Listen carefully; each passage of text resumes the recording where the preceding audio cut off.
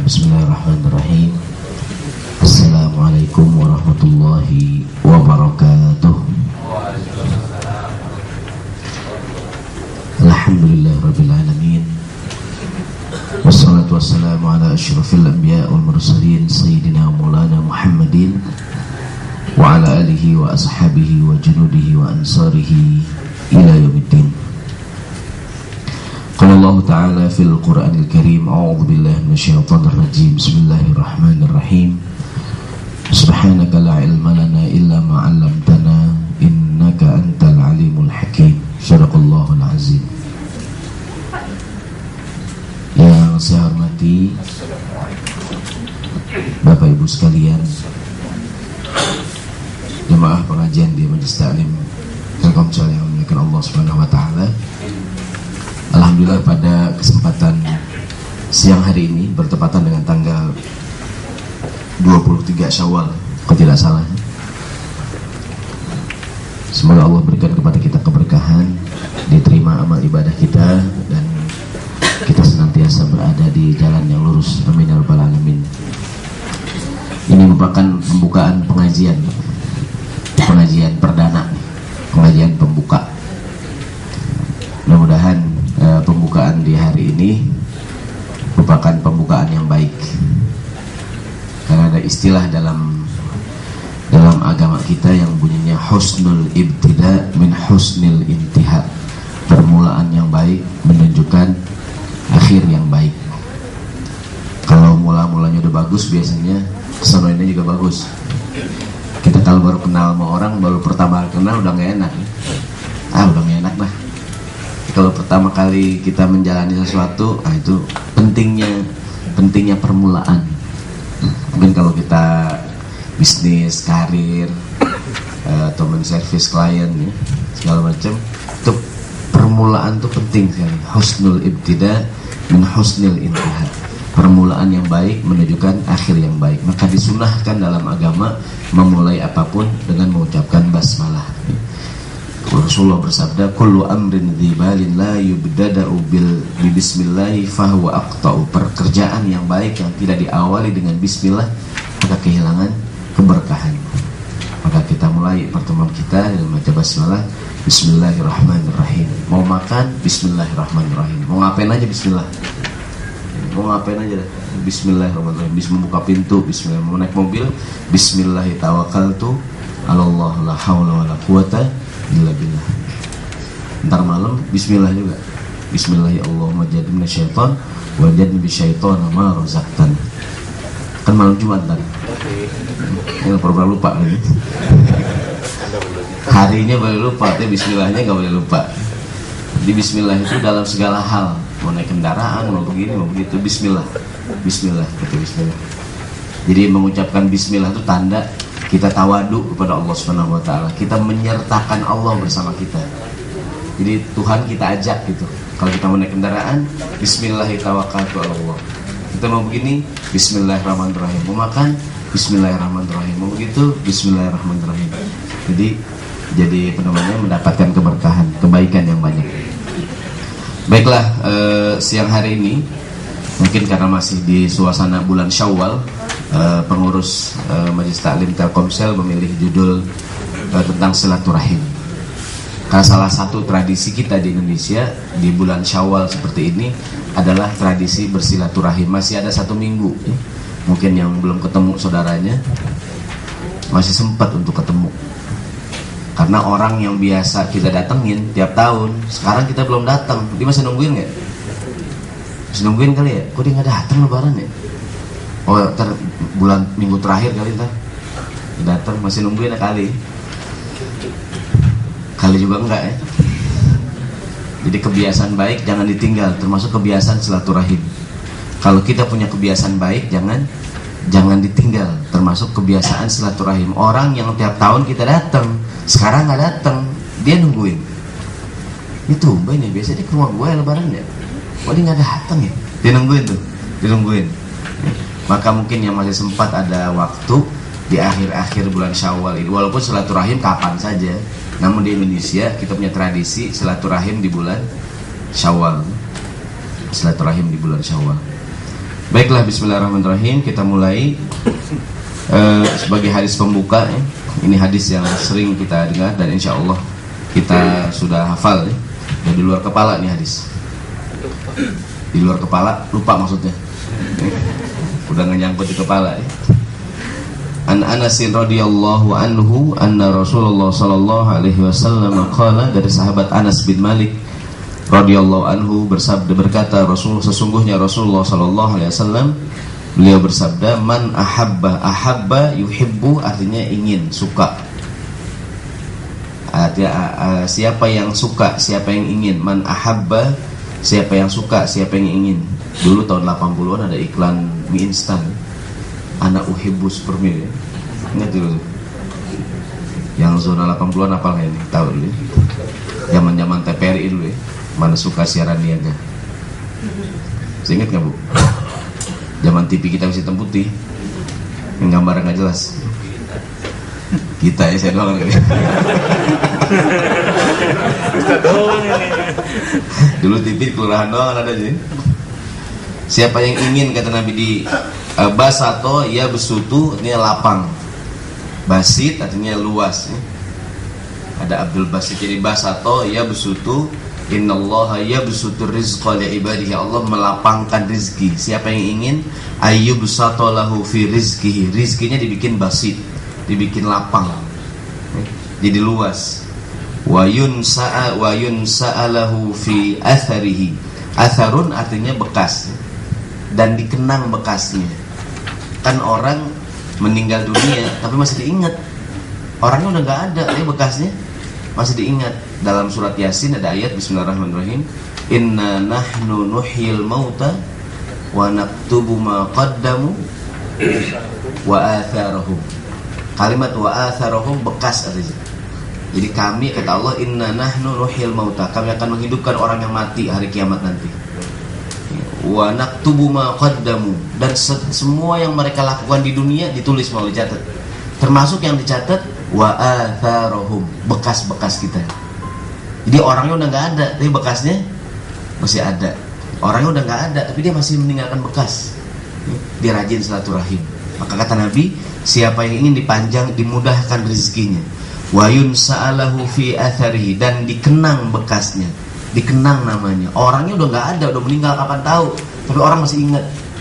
Bahkan kadang-kadang jadi nama jalanan, diabadikan namanya gitu, dikenang orang namanya. Maka apa yang harus dia lakukan? Falyasil rahimahu, maka rajin-rajinlah menyambung silaturahim. Jadi dari hadis ini ada dua keuntungan orang menyambung silaturahim, yaitu rizkinya akan dibikin mudah, dibikin gampang oleh Allah Subhanahu wa taala, dan namanya dikenang, bekasnya dikenang, tentunya bekas yang baik.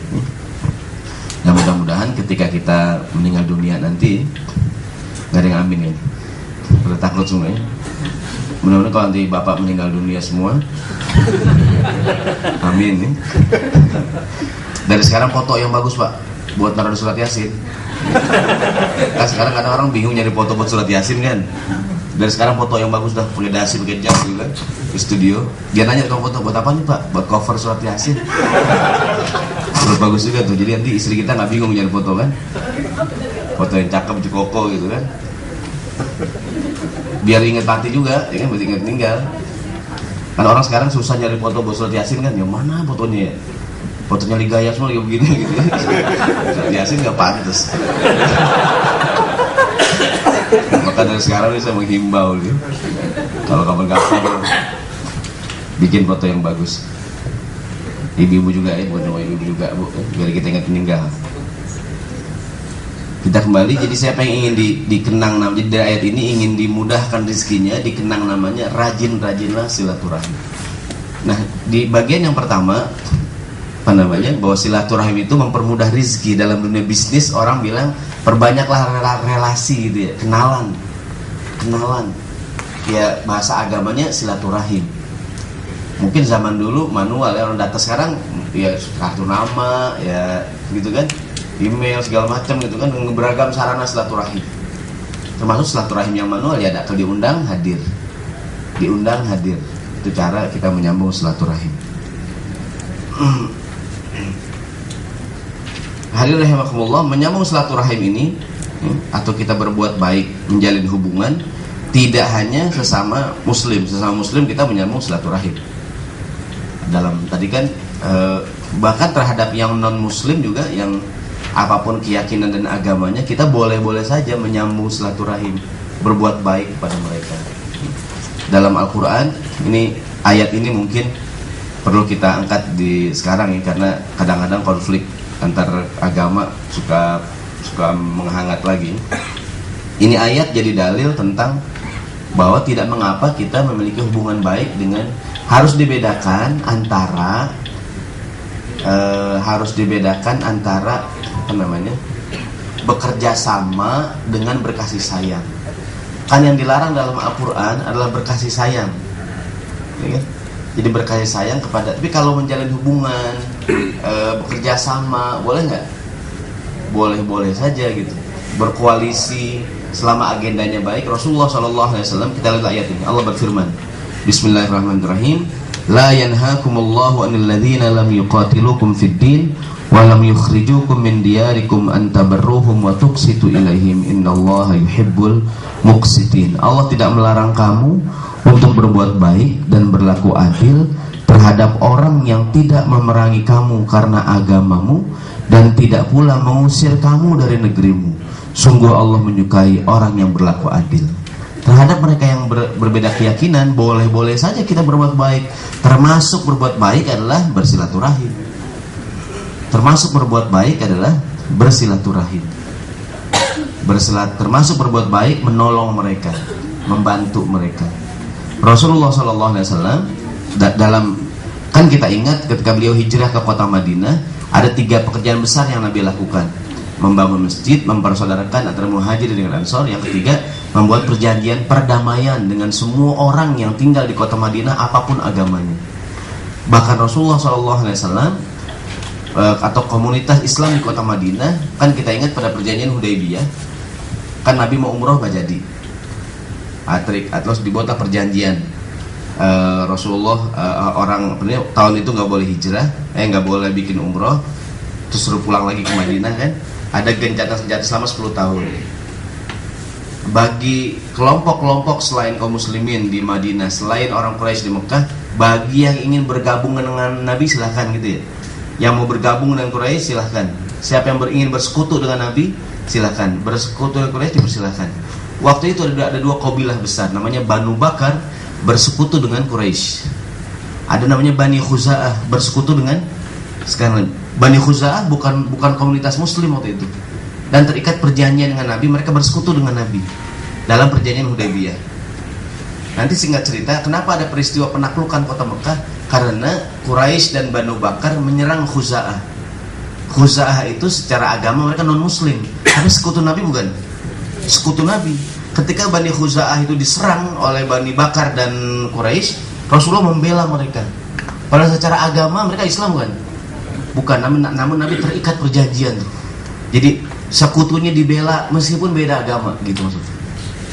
Sekutunya Nabi, Khuza'ah itu dibela oleh Nabi pada peristiwa menjelang penaklukan kota Mekah kan? Karena dengan diserangnya Khuza'ah, maka perjanjian Hudaybiyah dibatalkan. Maka Nabi bersama para sahabat menyerang kota Mekah, menyerang Quraisy. Jadi asal mula ditaklukannya kota Mekah adalah peristiwa Khuza'ah diserang oleh Banu Bakar dan Quraisy yang merupakan sekutunya Nabi nih, Khuza'ah. Nah dari cerita ini Nabi, kalau mungkin jadi harus dibedakan antara bekerja sama dengan berkasih sayang. Jadi silaturahim boleh-boleh saja kepada orang yang beda keyakinan. Selama mereka di ayat ini, selama mereka berlaku adil, selama mereka tidak memerangi kamu dan tidak mengusir kamu dari negerimu. Ingat juga cerita ketika Abu Sofyan, mertuanya Nabi sebelum dia Islam. Kan Abu Sofyan punya anak, namanya siapa tuh yang jadi istri Nabi? Ada anaknya Abu Sofyan perempuan yang jadi istri Nabi, namanya Ummu Habibah. Nama aslinya Romlah binti Abu Sofyan. Ini Romlah masuk Islam duluan, menjadi istri Nabi. Nabi menikah dengan dia sebagai penghormatan kepada Romlah karena dia Islam ya. Yang kedua, Nabi ingin menarik hati Abu Sofyan. Singkat cerita, ketika kota Mekah akan diserang pada peristiwa Fathu Makkah, Abu Sofyan tahu Abu Sufyan ingin negosiasi dengan Nabi. Dia datang ke rumah Nabi. Dia ketemu anaknya Romlah nih, yang udah muslimah, dia jadi istrinya Nabi. Oleh Romlah dijamu bapaknya, dijamu, di selamat datang. Namun ingin duduk di kasurnya Nabi, digulung sama Romlah, sama Ummu Habibah. Kok digulung? Wahai ayah, ini kasurnya Nabi. Sementara engkau najis, engkau tidak boleh duduk di kasur Nabi SAW.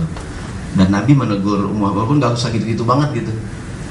Maksudnya saya ingin menjelaskan bahwa menservis orang itu, ya menservis tamu segala macam ya. Walaupun dia beda keyakinan, boleh-boleh saja ya, tidak mengapa. Kita sambung nih, kayak pada bengong ini nggak ada hubungan ya. Saya masih kekenyangan makan dodol kayak lebaran ya. Masih mengaji itu masih melayang kayak gitu. Memang kalau bukan begini Pak. Kita kembali ya. Jadi mungkin ya bersilaturahim ya. Bersilaturahim. Mungkin kita sering dah kalau lebaran, kalau Natalan besok dikit lagi nih. Boleh nggak sih gitu ya. Mungkin yang difatwakan oleh MUI mengucapkan selamat ya. Oke lah, kita kita taati peraturan MUI. Namun sekedar mungkin ya bersilaturahim, dia ngundang kita ada acara atau segala macam, saling mengunjungi, bersilaturahim.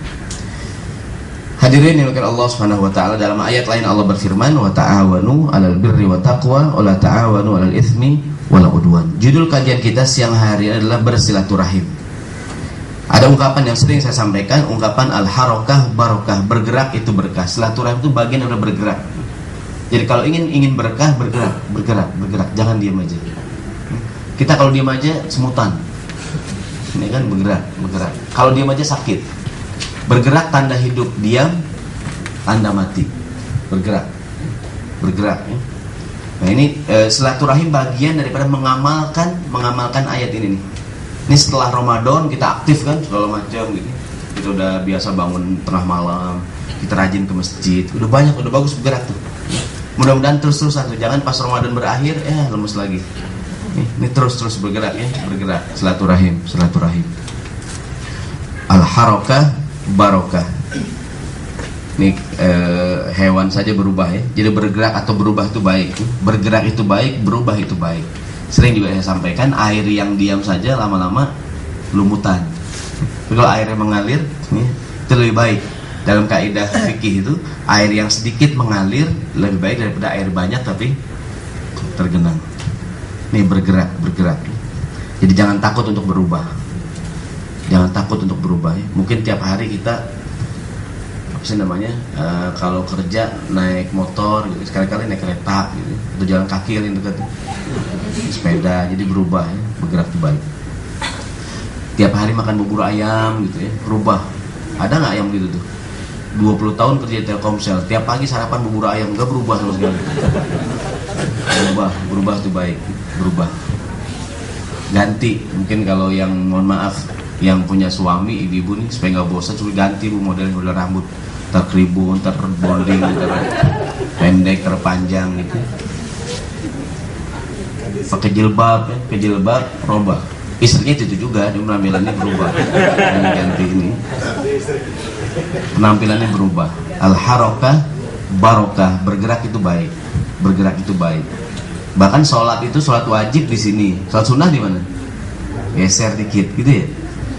Kalau kita sholat Idul Fitri berangkat dari satu jalan, pulangnya dari jalan yang lain. Itu Islam tuh mengajarkan kita berubah. Sesuai dengan ayat tadi, inna nahnu nuhyil mauta wa naktubu ma qaddamu wa atharahum. Agar bekas kita banyak gitu. Kita pernah sembahyang di sini, sembahyang di sini. Nanti kalau kebetulan kita kerja dipindahin, jangan sedih. Ustadz, saya udah kerja di Jakarta, enak banget, pindahin ke daerah.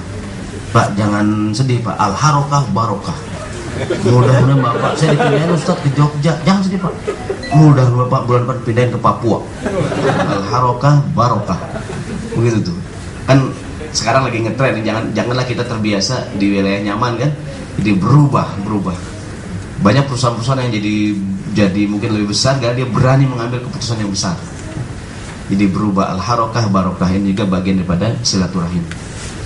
Hadirin rahimakumullah, dalam Al-Quran Allah berfirman, bismillahirrahmanirrahim, wa may yuhajir fi sabilillahi yajid fil ardi muraghaman katsiran wa sa'ah. Siapa yang berhijrah Berhijrah kan juga bergerak ya.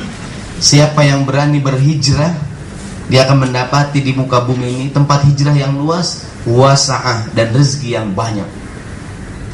Kan waktu kajian etikaf kemarin, ada datang kemarin etikaf ya. Jadi kalau kita berani berhijrah tuh, kalau bergerak tuh perubahan tuh besar. Gonzales kan, Gonzales di negaranya bukan siapa-siapa ya, pemain bola biasa, hijrah ke Indonesia. Jadi terkenal ya, timnas ya. Ini jadi kan jadi berubah nasibnya tuh. Kan kalau main bola golnya mulu deh. Apa rahasianya? So nice. Rahasianya so nice. Saya tanya kemarin, apa rahasia? Dia makan 2 biji aja gol, apalagi makasih toples gitu. Dia saya tanya waktu lawan Iran, dia lupa makan semua. Tinggal di Iran nggak ada dia nyari di Iran.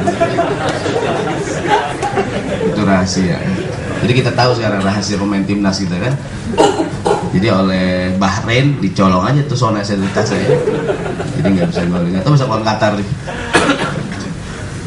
Kita kembali hadirin. Nggak ada hubungan namanya. Tapi begitulah orang yang, kenapa Irfan Bahdim naik namanya tuh? Keluarganya mengambil keputusan hijrah gitu ya ke Belanda. Kan naik daun tuh, ya kan? Padahal banyak yang lebih ganteng di Irfan Bahdim. Banyak ya? Banyak nggak?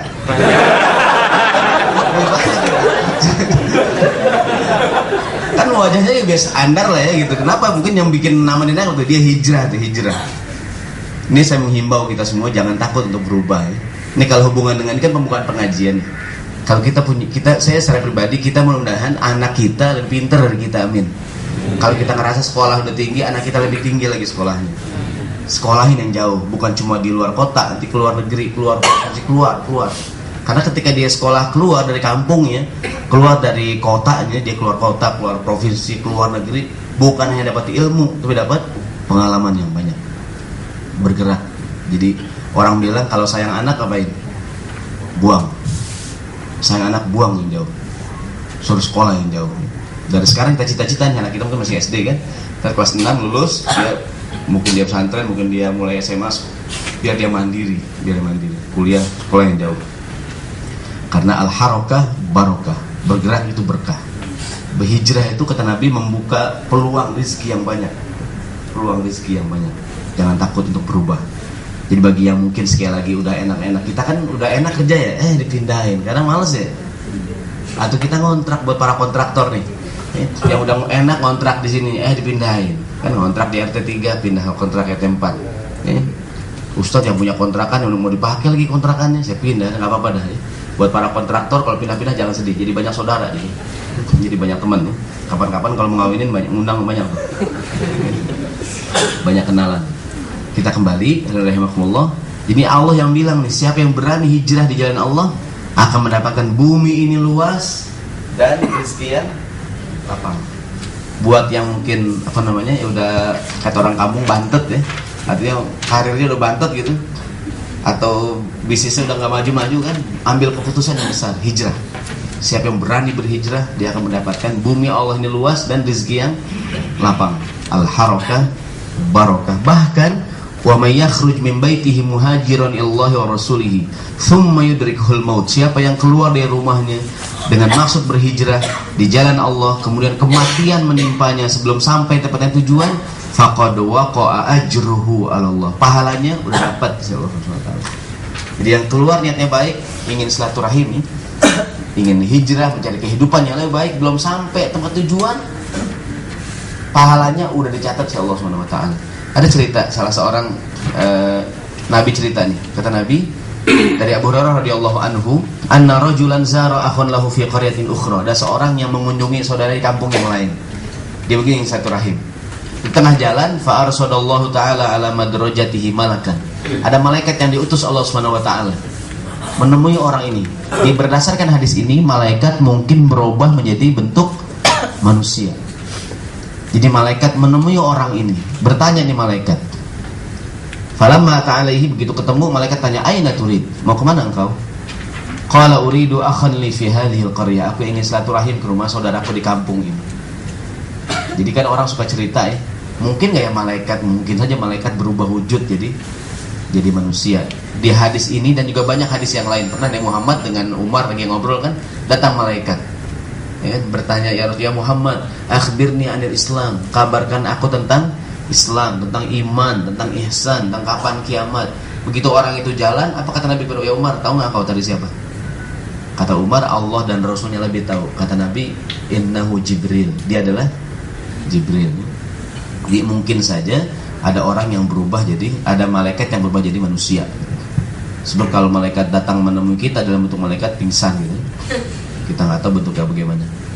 Maka orang bilang begini, walaupun sih ini nasihat orang kampung aja ya, kalau ada orang yang minta tolong sama kita atau segala macam, kalau bisa bantuin nggak? Kalau nggak bisa bantuin bilang aja, maaf Pak, saya nggak punya duit Pak. Kadang-kadang ada orang pengemis ke rumah, Bu minta Bu, gitu kan? Pak minta Pak. Kamu gagah-gagah gini minta-minta, udah gak ngasih ngomel lagi, gagah-gagah gini, ya kerja lu. Atau kasih berapa dah, 1.000 dah. Ya Pak, saya mau ini Pak isi pulsa nih Pak. Ya. 1.000 lah, Pak goceng Pak. Hanya kalau yang begitu kalau kasih, kalau nggak kasih maaf ya Bu ya. Nah begitu ketemu, ditanya mau kemana engkau? Aku yang silaturahim ke rumah saudaraku di kampung ini. Malaikat tanya lagi, hal laka alaihi min ni'matin tarubbuha alaihi, ada enggak engkau ingin ini? Apakah ada tujuan tertentu nikmat dunia, bisnis yang kau cari? Apa tujuanmu? Kamu ada urusan bisnis ya? Ada urusan bisnis? Yang ditanya menjawab, la, enggak. Ghairu anni ahbabtuhu fillahi ta'ala, kecuali aku semata-mata cinta kepada Allah Subhanahu wa taala. Jadi aku ke rumahnya memang ya silaturahim. Aku cinta pada Allah. Kan kadang-kadang tidak sedikit orang yang silaturahim karena ada urusan bisnis gitu kan, ada urusan tertentu, datang memang pengen silaturahim aja. Maka berkatalah malaikat ini, fa inni rasulullah ilaika bi annallaha qad ahabbaka kama ahbabtahu fihi. Aku adalah utusan Allah datang kepadamu mengabarkan bahwa Allah cinta kepada kamu sebagaimana engkau cinta kepada saudaramu. Waduh, kaget loh itu kan. Tentunya nggak tahu gimana ceritanya. Pokoknya ini orang didatangi oleh Jibril, oleh malaikat. Kita melihat hadirin dengan Allah Subhanahu wa taala. Saya sering ditanya, kalau yang begini malaikat apa namanya nih? Pokoknya malaikat aja deh. Mungkin nggak Jibril, punya malaikat. Malaikat tentu banyak ya. Yang kita ketahui namanya atau yang populer ada 10 orang malaikat. Jibril. 10 malaikat, bukan 10 orang ya, 10 malaikat. Tapi dan mungkin saja ada malaikat-malaikat yang di bahasa Inggris kan malaikat itu angel ya. Ketuduhan orang-orang ahli kitab kan malaikat perempuan. Maka kalau dalam bahasa Inggris malaikat itu angel ya. Padahal ya kalau dalam bahasa agama malaikat itu laki perempuan. Wallahu a'lam.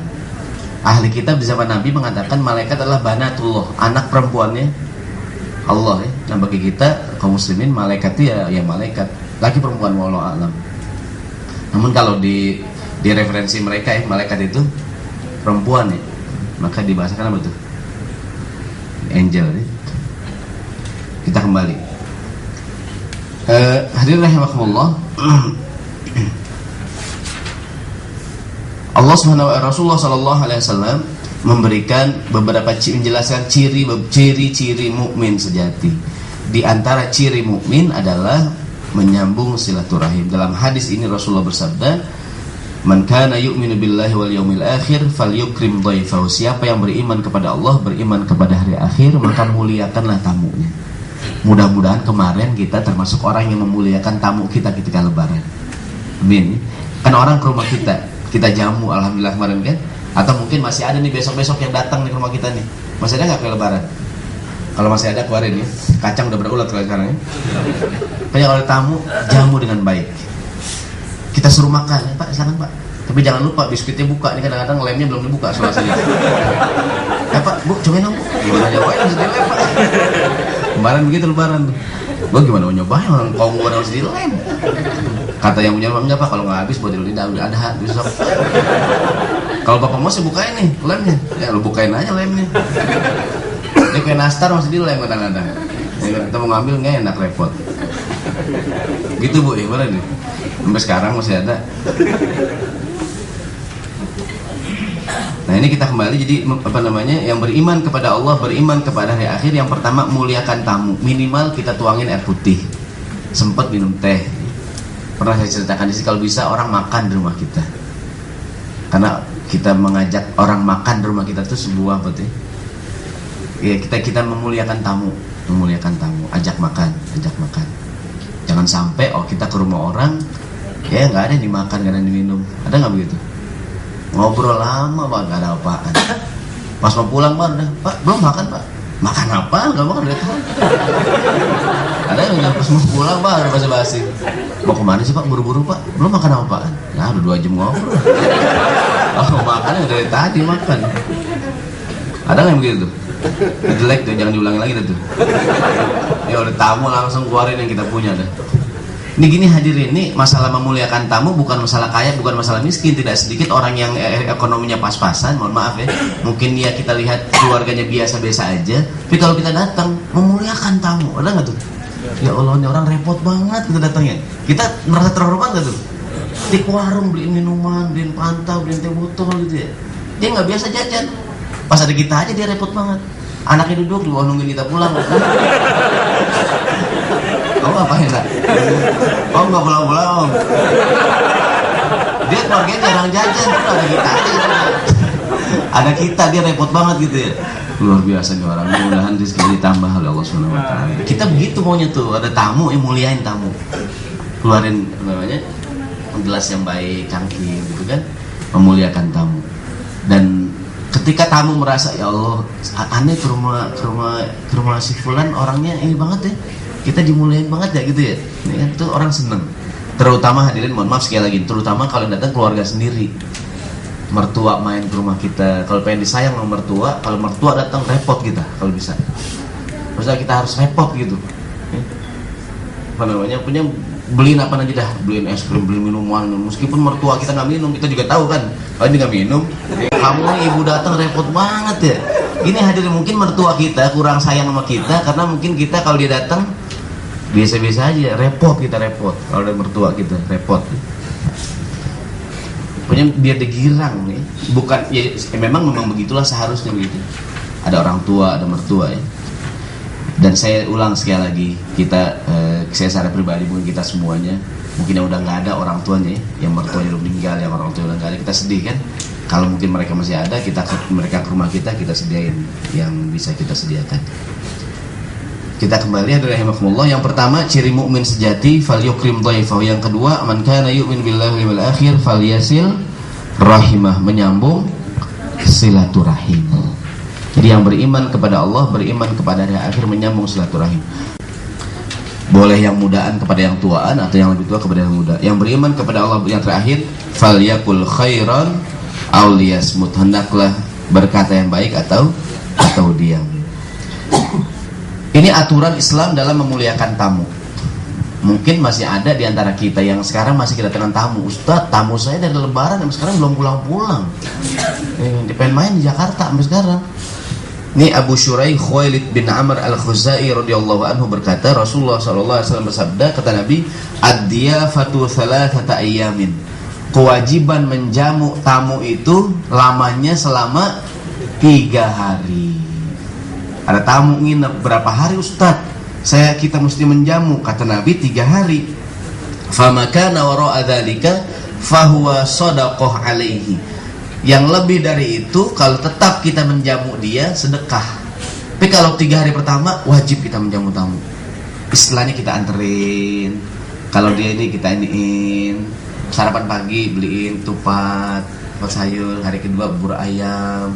Hari ketiga apa? Sediain nasi ulam, nasi uduk. Hari keempat bilang dah Pak, maaf ya Pak udah 4 hari. Kenapa kok udah 4 hari? Ini kan kita tempel, kita perbesar, baru baca aja tempel kamar tidur dia. Kamu apa belum baca Pak itu? Oh iya. Maka ada tamu tempel dikasih bingkai ya. Ad-diyafah salah satu ayat. Atau kasih suratnya dah. Famakana wara'a. Kita pun kalau bertamu harusnya begitu tuh. Kita kan bertamu nih, udah lebih 3 hari, kita nawin Pak, ini udah hari keempat Pak ya. Saya karena saya ada urusan, saya masih numpang di sini nih. Tapi ini karena udah berdasarkan agama, biar saya ngurus sendiri dah. Saya udah nyari sendiri. Ya, saya udah tahu udah di mana warung, di mana ini kan saya udah tahu sendiri. Kadang-kadang tuan rumah kan gitu, tuan rumah kan juga ngomong sama istrinya ya, ini tamu kita pulang-pulang betah banget kayaknya tamu kita, udah kayak rumah sendiri kayaknya. Nah maka yang punya rumah juga ngerti, yang tamu juga ngerti. Kalau kita sebagai tamu ngerti, 3 hari pergi, terus datang lagi. Katanya rumah dari pertama lagi. Strategi juga tuh pulang. Ibarat game udah game over kan, main lagi permainan baru gitu kan. Tapi harus tahu nih, ini kan Rasulullah ini kan agama kan mengajarin ya, kita kan ada sebagai sohibul bait ingin menjamu tamu, cuma kita kan repot kerja begini begitu ya, kita harus ya banyak urusan lah. Kalau terus-terusan nganterin juga kan, hari pertama nganterin ke Taman Mini, hari kedua nganterin ke Ancol, nganterin ke Ragunan, hari keempat ya Allah Pak jalan sendiri ya Pak, sudah gitu. Jadi kan tapi hari 1, 2, 3 anterin nggak? Anterin, lu tuh bosen banget tuh ya Allah nih orang di Ragunan lama banget, cuma binatang buat fotoin.